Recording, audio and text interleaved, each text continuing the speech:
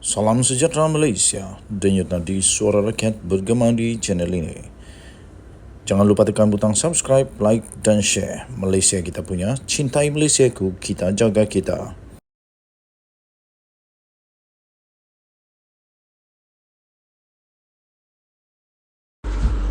Salam sejahtera Malaysia, denyut nadi suara rakyat bergema di channel ini. Berita terkini dipetik daripada sinarharian.com.my 29 Jun 2023 jam 11.09 pagi tadi. Tajuk berita yang pasti menggemparkan seluruh Malaysia. Pakatan Harapan dan Barisan Nasional menjadi pilihan pelayar Twitter untuk menjadi pilihan kepada PRN yang akan datang. Di dalam satu keputusan undian Twitter Sinar Harian di Sinar Harian Online bertajuk, adakah anda merasakan orang muda akan pilih parti yang mana pada PRN nanti? Nampaknya keputusan berpihak kepada PH dan BN yang mana telah mendapat 66.1% undian, mengalahkan dengan amat jauh sekali Perikatan Nasional hanya mendapat tempat kedua dengan hanya 19.3% sahaja. Manakala muda pula hanya mendapat 4.5%. Yang paling mengejutkan ialah kerana mereka berkata tidak akan mengundi sebanyak 10.2%. Undian Twitter Sinar Harian di Sinar Online bertajuk, anda merasakan orang muda akan pilih parti mana pada PRN nanti, menyaksikan Pakatan Harapan PH dan Barisan Nasional BN menjadi pilihan pembaca dengan meraih sebanyak 66.1%. Ia kemudiannya diikuti dengan Perikatan Nasional PN iaitu hanya sebanyak 19.3%, manakala Parti Ikatan Demokratik Malaysia atau MUDA pimpinan Syed Saddiq Syed Abdul Rahman hanya dengan 4.5%. Dan yang mengejutkan pula, juga ada pilihan tidak mengundi mencapai amat tinggi, lebih tinggi daripada Parti Muda, iaitu melebihi 10.2% undian. Undian yang dibuat naik pada jam 10.17 pagi semalam itu telah menyaksikan seramai 10,766 pembaca daripada Sinar Harian yang telah mengambil bahagian bagi menzahirkan parti mana yang akan menjadi pilihan mereka pada pilihan raya negeri akan datang. Sementara itu pula, di ruangan komen, banyak yang memberikan komen yang bercampur-campur. Di antaranya, Dogecoin MY berkata, dia memilih PH dan BN demi untuk kestabilan negara. Seorang lagi pembaca iaitu Jibon berkata, InsyaAllah, semoga gabungan PH-BN akan dapat menguasai negeri. Bagi Jiwa Raga Hati pula berkata, pastinya PH-BN kerana prihatin kepada belia. Selain daripada itu, beberapa pembaca lain juga turut memberikan komen yang menarik. Di antaranya ialah Ed Safiq Top 5 berpendapat dia akan mengundi muda untuk PRN kali ini kerana parti itu berani dan tidak lagi diperkotak-katik oleh pemimpin Pakatan Harapan. Sementara pembaca IM Kellogg's pula yakin bahawa Perikatan Nasional akan menang pada PRN kali ini. Kalau tanya di Twitter, pasti PH menang. Tetapi di kawasan kampung dan pedalaman, PN yang menang, katanya lagi. Terima kasih kerana terus bersama di dalam channel ini. Segala komen anda amatlah dihargai. Kita jumpa lagi dan kita nantikan siapakah sebenarnya yang akan memenangi hati para anak muda pada pilihan raya negeri yang akan datang ini. Denyut nadi suara rakyat bergema di channel ini. Jangan lupa tekan butang subscribe, like dan share.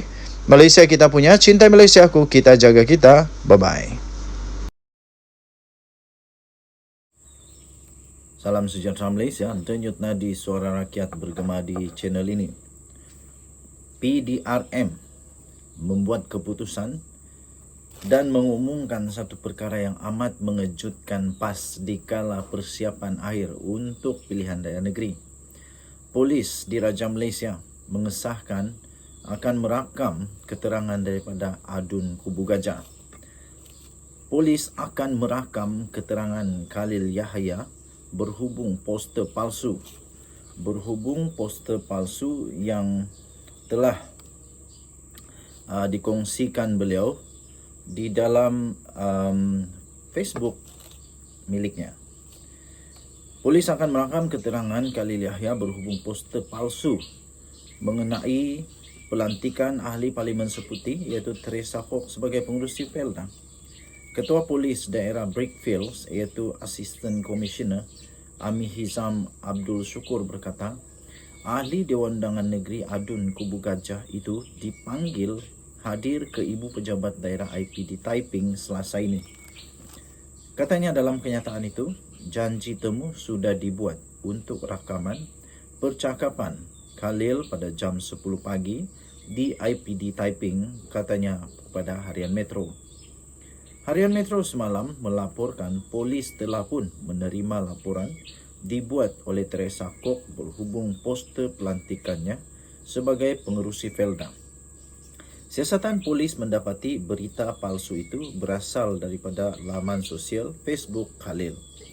Kes itu disiasat mengikut Seksyen 504 Kanun Keseksaan serta Seksyen 233 Akta Komunikasi dan Multimedia 1988. Okey, so di sini kita akan tahu nanti di mana asal sebenarnya poster itu. Adakah poster itu hanya akan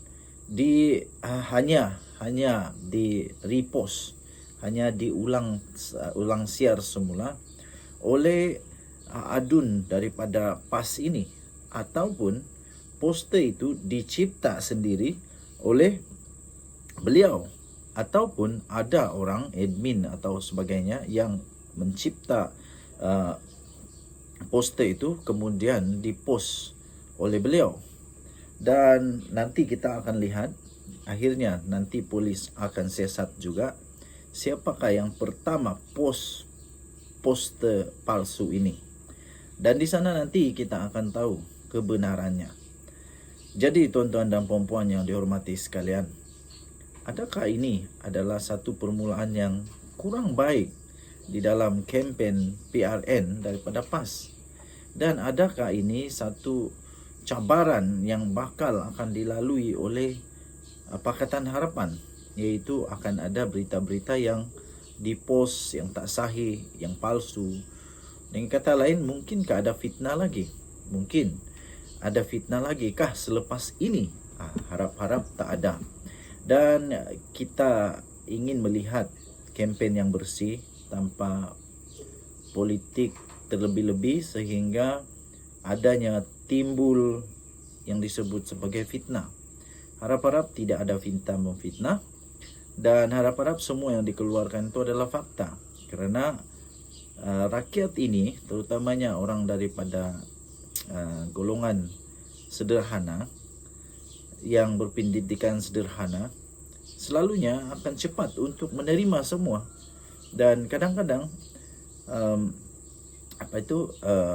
berita sebenar itu tidak dapat diterima semula. Jadi yang melekat di kepala adalah berita palsu, kerana mungkin tak sempat nak dapat berita sahih. Okey, so kita harap Polis di Raja Malaysia dapat melaksanakan tugas dengan baik, dan kita doakanlah semoga semuanya dapat diselesaikan dengan baik tanpa ada sebarang yang tidak baik. Denyut Nadi, Suara Rakyat, bertemu di channel ini. Bye-bye.